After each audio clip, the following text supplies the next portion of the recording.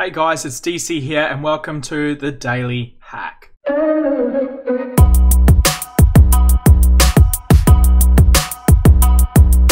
The Daily Hack is a video that I do every single working day of the week where I go through the top 3 news stories in cybersecurity at the moment, as well as go through the leaderboards on tryhackme.com, and then at the end I answer any questions you had in yesterday's video today.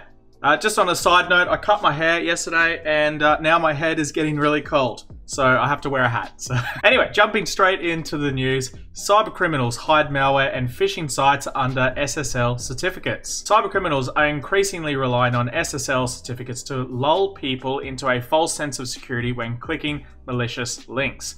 The assumption that HTTPS links and the accompanying lock icon protect employees from attack can threaten business without sufficient SSL inspection. Very true. Nearly 52% of the top 1 million websites were available over HTTPS in 2019, Menlo security researchers report. Nearly all, 96.7%, user-initiated online visits are served over HTTPS. However, only 57.7% of URLs in emails are HTTPS links. This means a web proxy or next-gen firewall, which many businesses have long relied on for online access visibility and control, researchers note, could miss the threats present on malicious websites if SSL inspection is not enabled. Now, I'll just say here, a lot of sites that I've actually worked at, they had next-gen firewalls and SSL inspection or link inspection or URL inspection wasn't enabled at all. So they had no idea or no visibility over what websites their users were actually browsing to, and it's just ridiculously dangerous, basically. So just because you have a certificate on your website, it doesn't mean shit. It just means that it's got that little lock symbol and it's not going to come up with a warning in Google Chrome or Firefox saying that it's an insecure website, but it doesn't necessarily mean that it is a secure website. Anyway, back to the article. Several factors drove the rise in HTTPS adoption. In 2014, Google began to include the presence of HTTPS in its considerations for search results rankings. Websites served over HTTPS had a greater likelihood of appearing in search results than websites that didn't. New releases of Chrome and Firefox have begun to warn users that sites aren't secure if not served over HTTPS, literally what I was just saying. These steps have sent a message to everyday internet users that HTTPS websites could be trusted and motivated businesses to adopt HTTPS so they could stay relevant in search engine rankings. All the while, it became trivial for cyber criminals to create websites with the HTTPS distinction. Literally anyone can buy a HTTPS or SSL certificate. Certificate authorities like Let's Encrypt allow websites, developers, and attackers to enable and auto-renew HTTPS for their sites, like I just said, regardless of whether or not they host legitimate content. Exactly what I just said. From Reductor to Godlure, it has become clear that new types of malware are shared behind a lock symbol considered secure, according to a blog post by Menlo Security CTO Kaushik Gurusamy. I really suck at names. Anyway, it's that's pretty much the whole article. There's a bit more information here about it, but it just sort of reiterates what it's already said. So, next article. Serious Exchange flaw still plagues 350,000 servers. The Microsoft Exchange vulnerability was patched in February and has been targeted by several threat groups, it says. Over 80% of exposed Exchange servers are still vulnerable to a severe vulnerability nearly 2 months after the flaw was patched, and after researchers warned that multiple threat groups were exploiting it. The vulnerability in question, which is CVE 2020-0688, have a look at it on Exploit Database, exists in the control panel of Exchange, Microsoft's mail server, and calendaring server. The flaw, which stems from the server failing to properly create unique keys at install time, opens servers up to authenticated attackers who could execute code remotely and on them with privileges. So not great.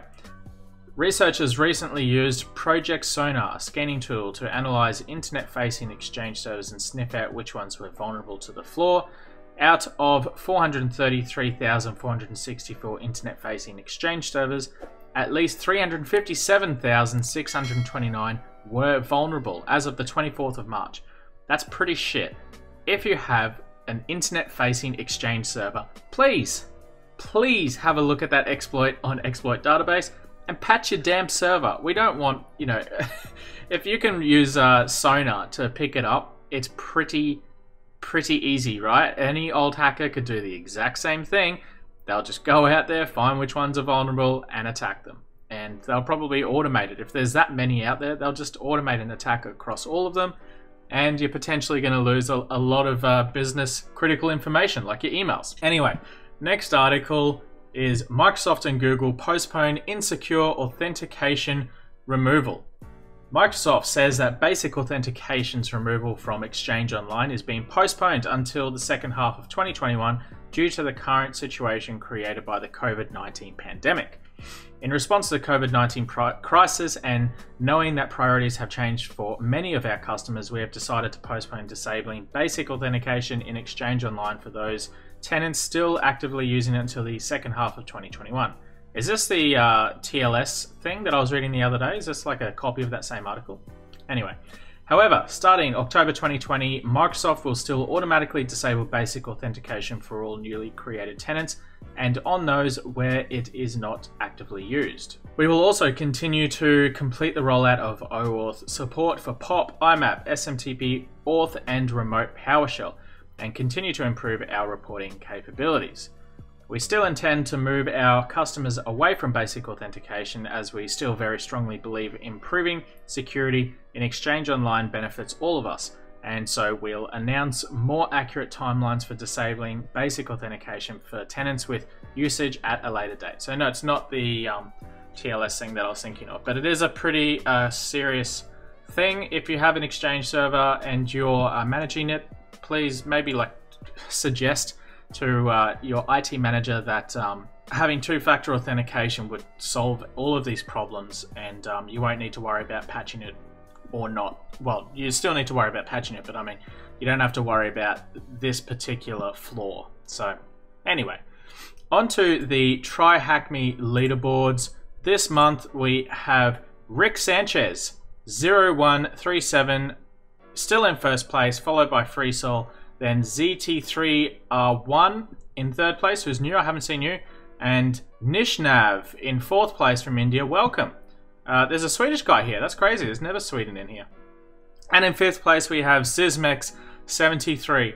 I don't see any of our friends of the channel. Wizard Alfredo seems to have disappeared into the depths of not the top 50, but that's okay. There's still plenty of time left in the month, so get on here and get hacking, basically. Okay, over to the comments section of yesterday's video. I have a few questions here, which is great to see. Let's get straight into them. Dan Smith has asked, what sites would you recommend getting qualifications from? Coursera, Udemy. So I mentioned here Udemy, Cybrary, and edX are great for doing courses. Cybrary actually has a free course out at the moment for mobile web pen testing. So yeah, have a look at that. I posted it in the community section of my YouTube, and it's under the announcements of my Discord server. So have a look for that there. Hoo-Ha Extreme has asked, could you recommend a top 5 cybersec book reading list? Not off the top of my head, but I should probably actually make a video on the top 5 cybersecurity books out there. So I'll make a video for you for that and hopefully release it sometime this week or next week. No Gnoy, also known as Neo Shaman, has said, number 1 question. Is steganography a big thing in the real world? Steganography challenges always show up in CTFs, but what's the use for them in the real world? They are sort of used in the real world, mostly for hiding malware and not just hiding flags, but it's a similar sort of process. So they show up in CTFs just because it's kind of fun and it makes you feel like a real hacker type thing, right? But to be honest, it's not that common unless you're trying to do it the other way around. It's just that people don't like to teach you that you can hide malware in images or files, but it's a similar sort of process. Question number 2, what are the different types of steganography for real world use, if there are different types? I guess I sort of just explained that by accident without reading the second question. But yeah, most people, if you're going to see any sort of steganography type stuff in the world. It's usually in the way of like a spectrogram, so have a look at those as well, but I guess that's sort of like steganography. But yeah, mainly it's used for hiding malware in different files or images. He says also here, your videos are great, you're doing great, man, you're getting more formal and comfortable with such a short time frame to give us information like you do. Thank you, that means a lot. I'm very happy that I'm helping. And yeah, that's all the questions from yesterday's video. So yeah, that's it for today. If you enjoyed this video, please do give me a thumbs up, subscribe for more, and I'll see you on tomorrow's video. Catch you later.